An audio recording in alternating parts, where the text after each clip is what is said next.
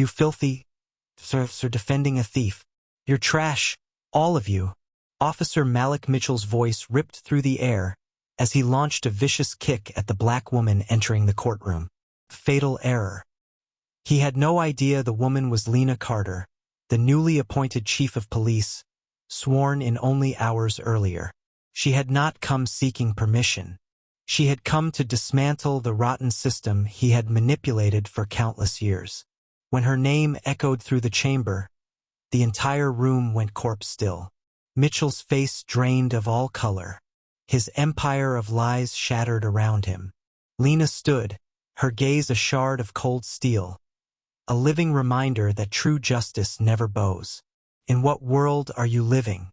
Where do the police protect the people? Or the power? It was the Millstone District Court. A Wednesday morning. Nothing unusual. Or so it seemed.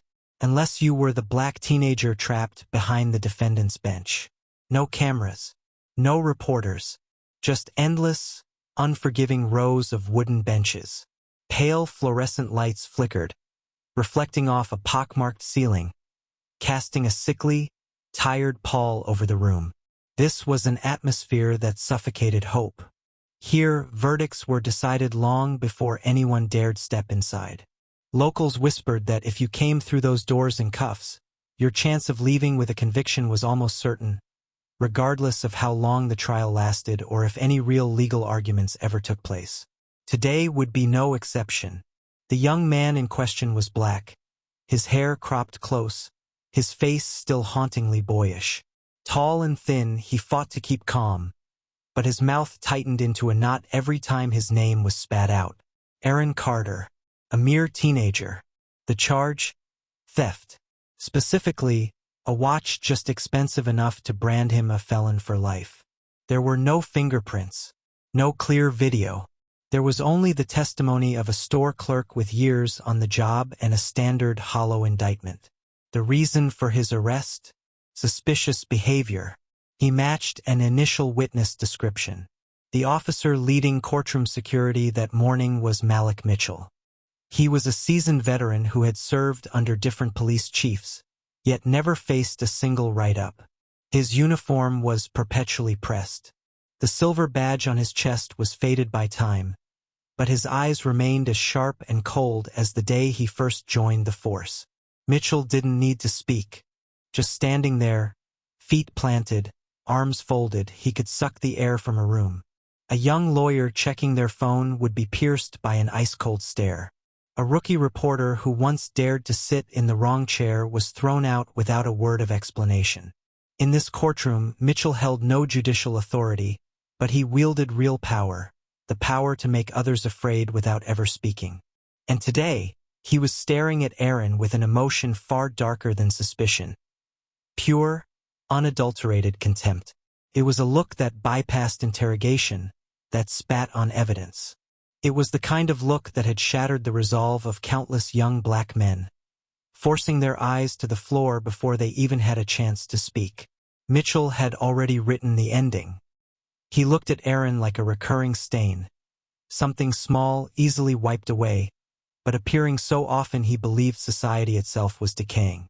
In his poisoned worldview, skin color was the flaw, a social hazard that required no deeper reasoning. To Mitchell, the faster the processing, the more peaceful the city. The prosecutor, Richard Ames, a heavy-set man with sleepy eyes and a droning, funereal tone, was clearly counting the minutes until his escape. He didn't need to argue. Everyone was accustomed to the grotesque performance. The accusation, a few distorted biographical details, a frail objection from the defense, and then the inevitable verdict. Referring to Aaron, he never used the word teenager or student.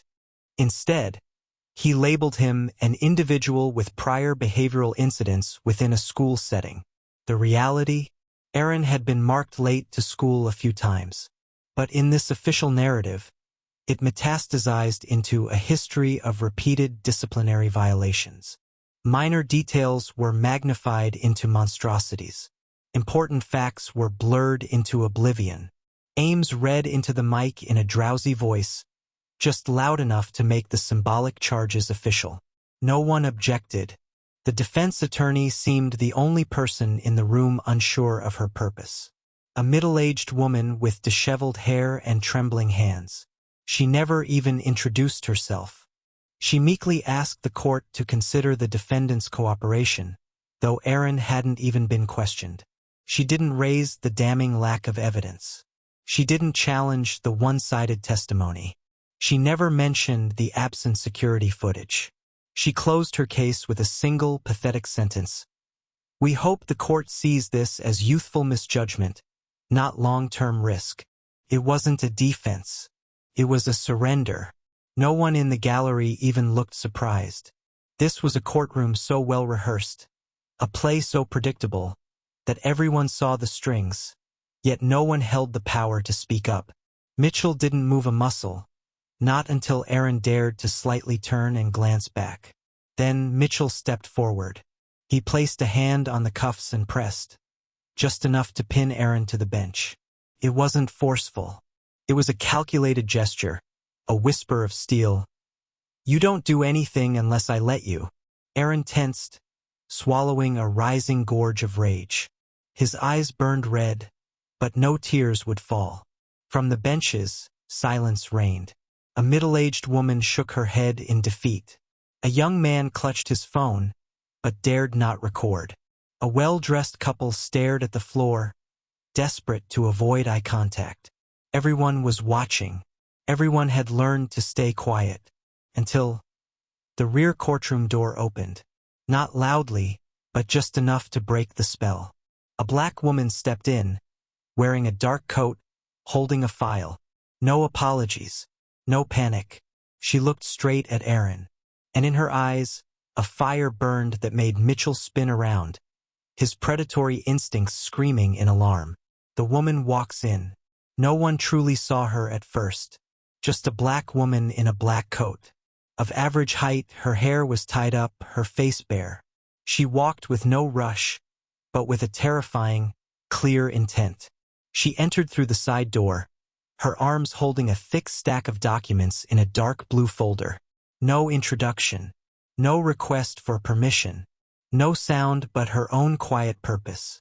She simply walked to the front row, near the lawyer's section, and stood still, as if she had known exactly where she belonged long before she ever stepped inside in this tomb, where everyone had learned to tread lightly, to speak in whispers, to beg permission before moving an inch. Her presence was a rupture. She was a strange, profound silence in a room suffocating on rustling paper and stolen breaths. No one knew who she was. She wore no badge. No lawyer flanked her. There was no indication she had been called to testify. But in the way she stood, spine rigid, eyes locked forward, she was anything but lost. A few observers frowned. The notary looked up, then immediately down. A clerk's typing faltered. A young officer nervously averted his gaze. But no one stopped her. No one dared ask her to leave. Something in her posture, her very essence, radiated caution.